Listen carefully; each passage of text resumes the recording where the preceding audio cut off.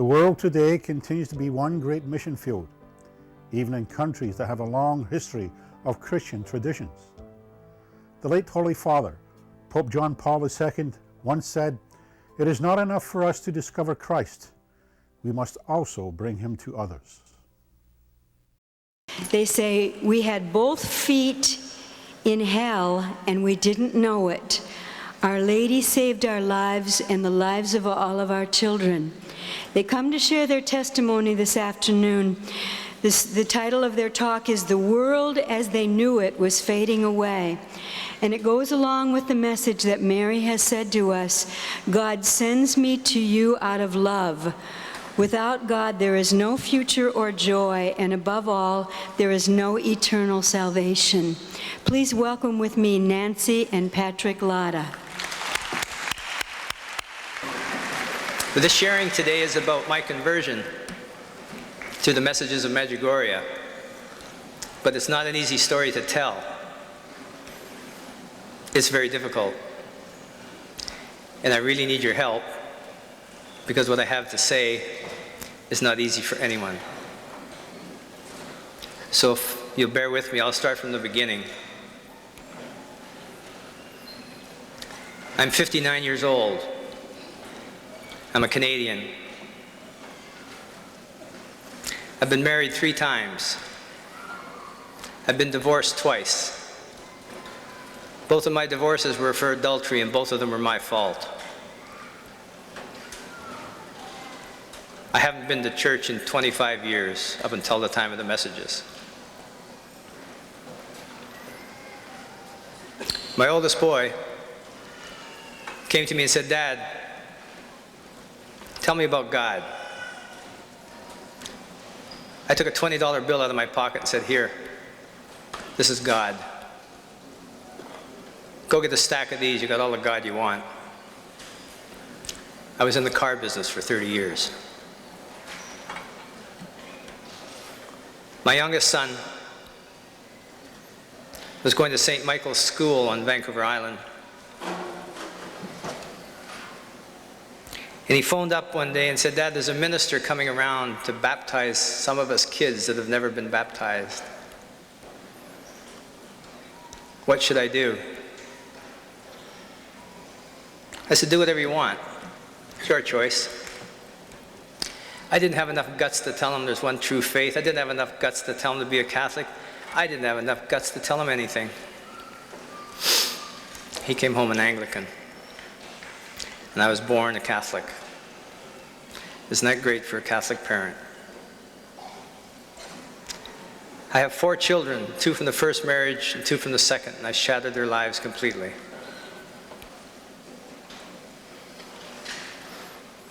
I met Nancy 16 years ago. Within 2 months, we were living together. We had no thought of doing anything proper or legal or even moral. We were just going to live together. And we did. We lived together for 7 years. At that point, Nancy said, "I think we should do something. I think we should get married. I think we should do something." And I said, "Great. I love it. That's fantastic. Let's do it."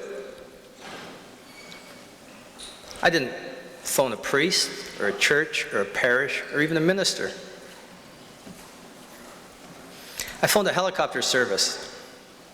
I said, "I want to rent a helicopter. I want to fly to the top of Whistler Mountain in British Columbia. It's a big ski resort." I said, "Oh, by the way, I want a justice of the peace or marriage commissioner on board, because this has to be legal. Oh, and by the way, give me the name of the pilot. I'll make him the best man." "Yes, sir. We'll do that right away. No problem." We drive out to Whistler Mountain ski resort. The helicopter's there. We get in. We fly to the top of the mountain. And it's a beautiful day. The sun is shining, and the snow and the flowers and the fields. And we get out of the helicopter. The justice of the peace gets out with us. The pilot gets out. We get married on the mountain. The justice of the peace said, "Do you take so-and-so for your lawfully wedded wife?" I said, "I do." "Do you take so-and-so for your lawfully wedded husband?" "I do." "Sign here." We did. We never said a prayer. Not even one. We flew back to the bottom of the mountain. We had a big reception at the Whistler Inn Hotel and came home the next day. There you are, we're married. Legally we were. In the province of British Columbia, under the laws of Canada, we were.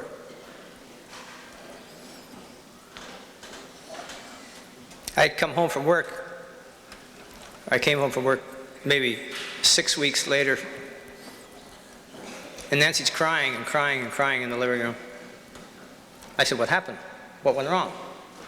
By the way, she's a lawyer. I thought something happened at the office. She said, "No, I don't feel married." I said, "What do you mean you don't feel married?" I said, "You know how much that helicopter cost?" "What do you mean you don't feel married?" She said, "No, I don't feel married. My mom didn't come and we didn't go to church." I said, "Oh, Nance, forget the church stuff. It's never going to happen." I said, "It couldn't happen. Besides that, I didn't even want it to happen." She said, "But my mom didn't come and we didn't go to church." I said, "Nance, there's absolutely no way I could ever get married back in the church. I was married in the church when I was 20 and divorced. I got remarried, but it was outside the church when I was 32 or something and divorced." I said, there's no way." She said, "Let me go see the bishop.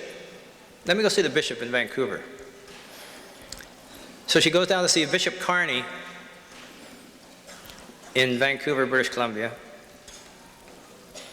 And she comes home that night with a signed annulment in her hand.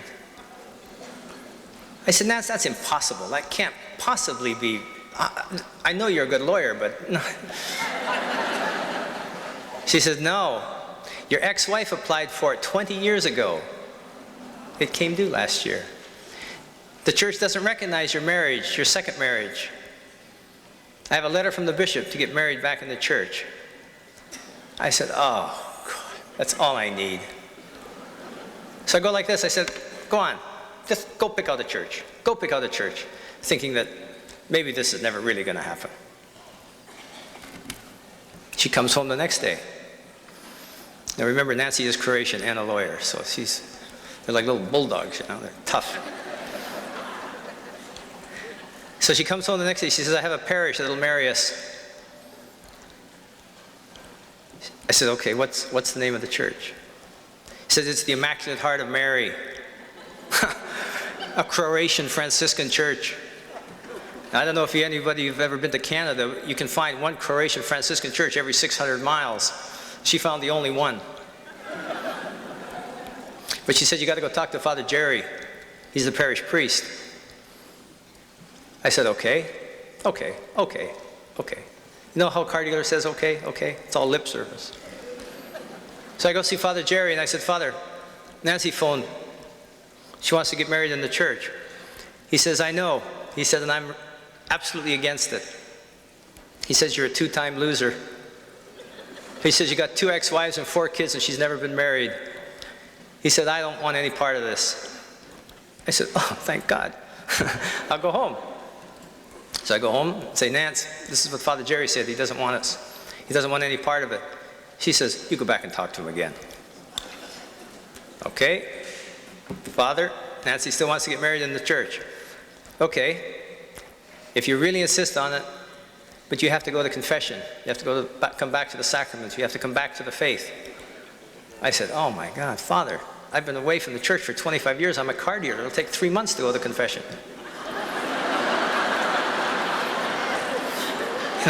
You know how car dealers sell cars? Well, yeah, there's a little bit of truth, but not much. So he says, "No, you really have to. And if there's any children from the marriage, they have to be raised Catholic, and your track record is terrible." So I said, "Okay, Father, I promise. But everything was from the lips. Everything was from here. Everything was on the surface.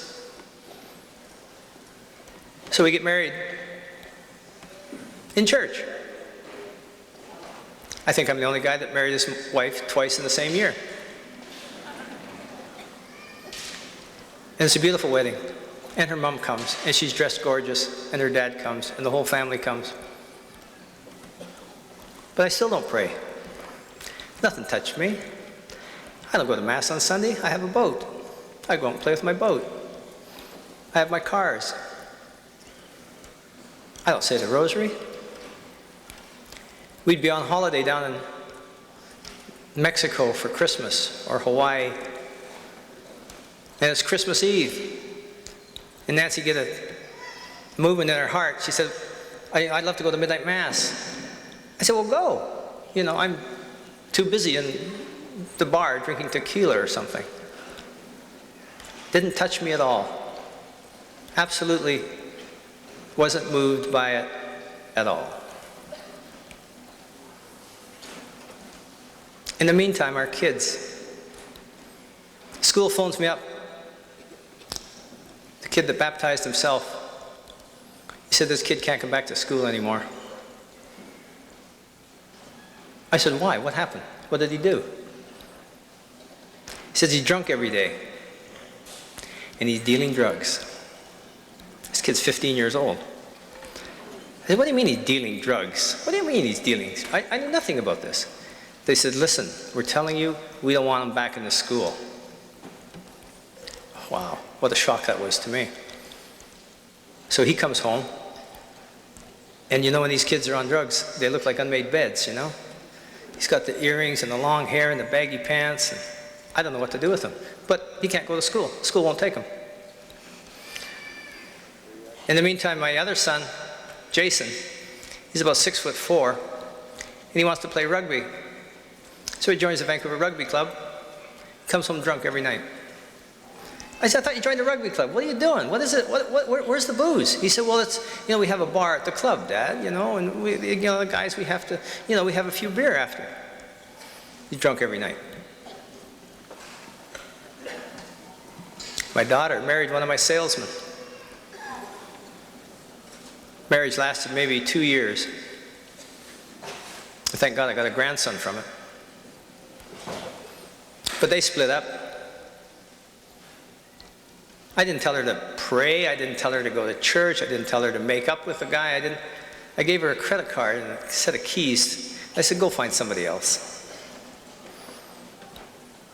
And she did. And that ended in divorce. Well, she said, Dad, you can do it, I can do it. And what did I ever teach her? I was married and divorced and married and divorced, and she was married and divorced and married and divorced. She said, well, it's in the family, Dad. That's how we lived. My oldest boy, Paul, who looks a lot like Michael, who was singing here today, because he's also an entertainer. He lived 10 miles away and I never saw him. A whole year would go by, I never saw him. Wouldn't even step in, wouldn't even stop in. He'd never see me, I never saw him. I didn't know where he was. But my business was good. And as long as my business was good, nothing mattered to me. And I said, well, everybody's got problems. Everybody has problems with kids. Everybody has problems. Everybody has, you know, that's life. That's problems. I never prayed with my kids one day in their whole life. I never took them to church once, ever.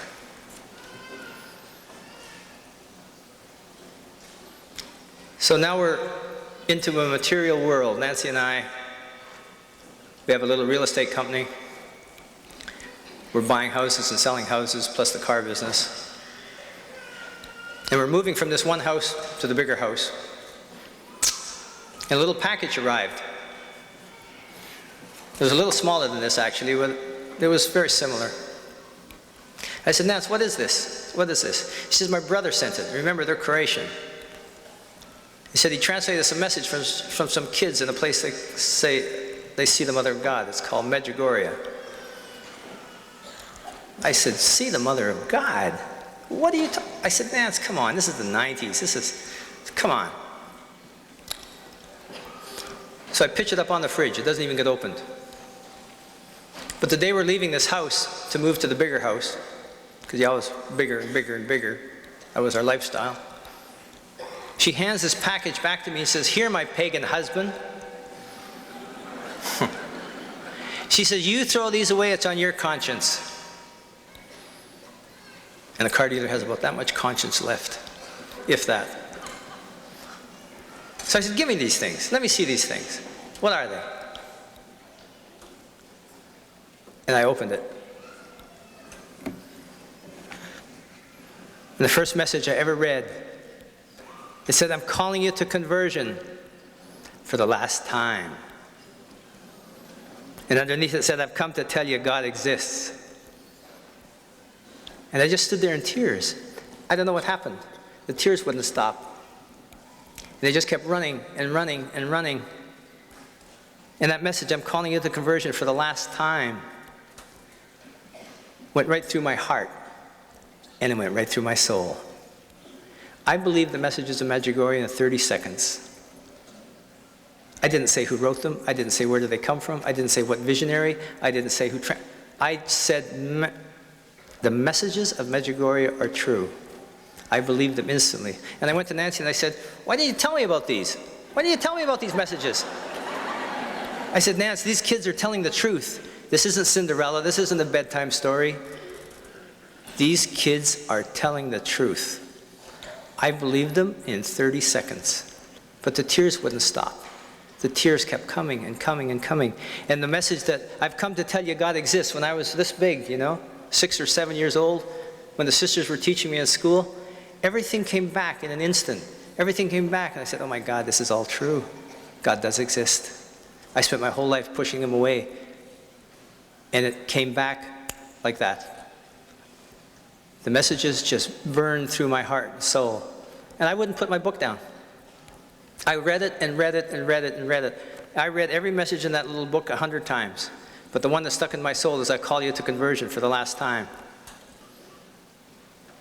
And by the grace of God, I'll never know who did this, but somebody pinned a notice up in our house downstairs. And it said, Marian Conference, Eugene, Oregon, May 91. I didn't know what a Marian Conference was. There's a guy who hadn't been to church in 25 years. What do I know about a Marian Conference? But I knew it had something to do with my messages. I had now taken possession of these messages. These were now my messages. I said, Nance, we got to go to this thing. It's really important. It's got something to do with my messages. And she says, what about the house deal? What are you going to do with the car lot? I said, Nance, the boys can run the lot. The house deal can put on hold. Your secretary can run the office. We're going to this conference. She says, okay, we're going. So I had a little Volkswagen van, one of the little buses. So I take the kid, the unmade bed. I said, come on, you're going to this conference. Yeah. I said, I don't care, you're going to this thing. I said, I don't know what it's going to be, but you're going. Yeah. So I get in, and put him in the van. And her brother, who translated them for me originally, we take him, and the four of us drive down to Eugene, Oregon. We arrived there like on a Friday night. And there's a whole gang of people like there is here today. I mean, the place is full. It's a church and a schoolyard. So I park this little bus, and I get out. I still got my message book. I'm not letting that go. And I walk over to the first guy. I don't know who he is. And I said, listen, do you know anything about my messages here, about this message? I'm calling you to conversion for the last time. And he pats me on the head, He says, yeah, we've known about it for 10 years. I said, 10 years? He said, yeah, you're the new guy on the block.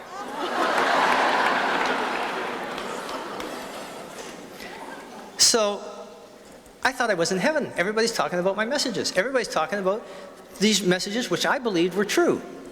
I just believed them. There was nobody ever going to argue with me that the messages weren't true. But I didn't know the people that were there at this conference.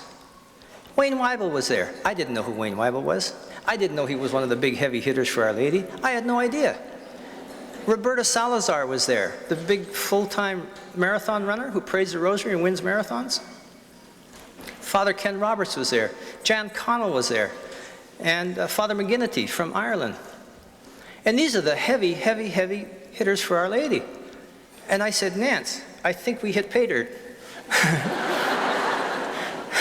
These guys are all talking about my messages. So that night, Father Ken Roberts said, come to the healing mass, 7:30. I think it was Saturday night the healing mass was. I said, Nance, there's a healing mass. It's special. We got to be there at 7:30. And I didn't know what healing mass was. I thought they changed the name of the mass. So help me. I didn't know what it was. But I said, come on, we got to go to this thing. It's really important. So we go. Now the kid, the unmade bed, I can't find him.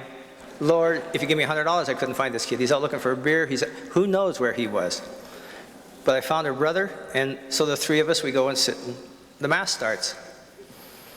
And everything looks normal. In the middle of the mass, Father Ken Roberts stops, and he takes the microphone. He says, I want everybody to do something very special here tonight. He says, I want you to consecrate your children to the Immaculate Heart of Mary. Same tears. Same tears when I read the message. Same tears. They just wouldn't stop. I said, consecrate your children to the Immaculate Heart of Mary. I said, my God, what an idea. That's incredible. My kids are a mess. My kids are on drugs. My kids are on booze. My kids are married and divorced. My kids are a mess. I stand up in this mass, and I got my arms out this wide. And the tears won't stop. Nancy thinks I lost it. He says, my God, something's happened to my husband. And I said, Blessed Mother, I beg you, take my kids. I said, you be the parent I never was. I beg you. I said, I never baptized them. I never prayed with my kids. I never did one thing right with my kids in my whole life. I said, Blessed Mother, I beg you, take my kids. And the tears wouldn't stop.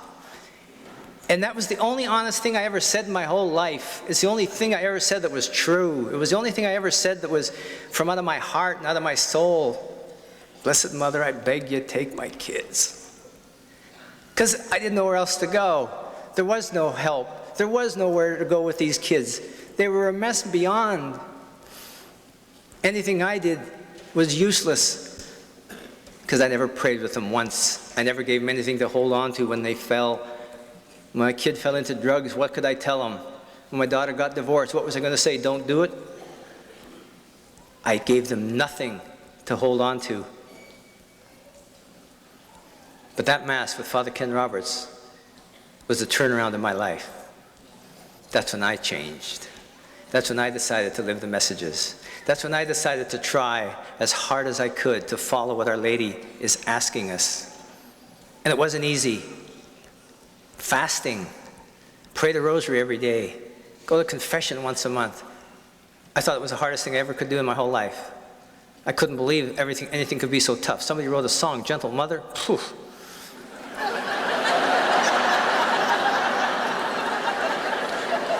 Gentle Mother.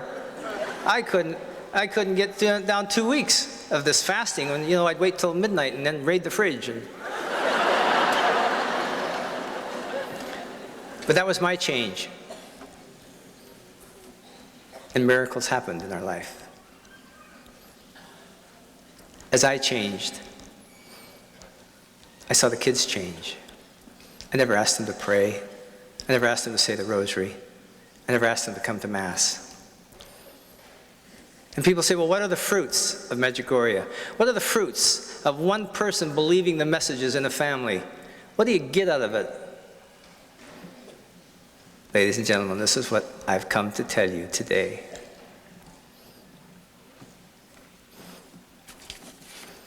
The kid, the unmade bed, who baptized himself on the 13th of this month, entered the seminary college in Rome.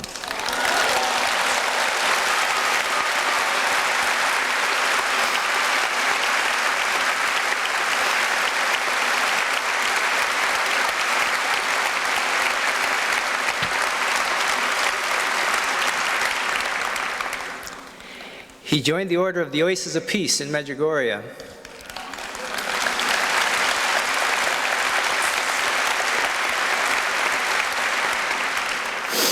And his new name is Brother Jonathan of the Tenderness of Mary.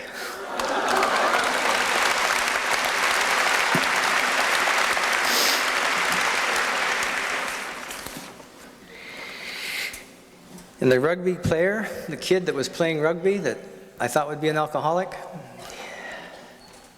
he came to Medjugorje 2 years ago for Christmas. He made his first communion and confession with Father Philip.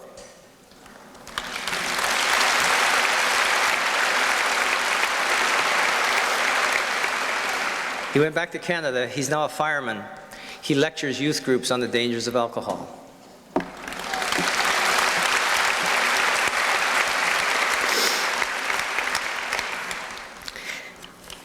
And my daughter, my little blessed daughter, she wrote me this letter in Medjugorje. It said,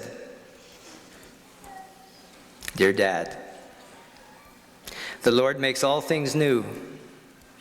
Dear Dad, I want to be free to love you as the adult daughter I am. And I want you to be the father I know you can be. I never did get used to missing you, Dad. I love you, Michelle."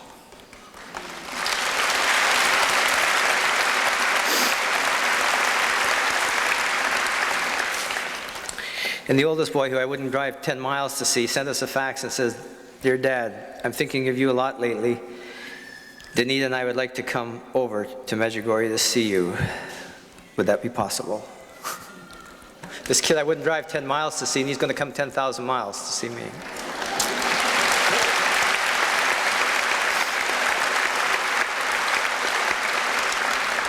Our Lady got all four. I said, "Blessed Mother, take my kids, I beg you." She says, "I hear you.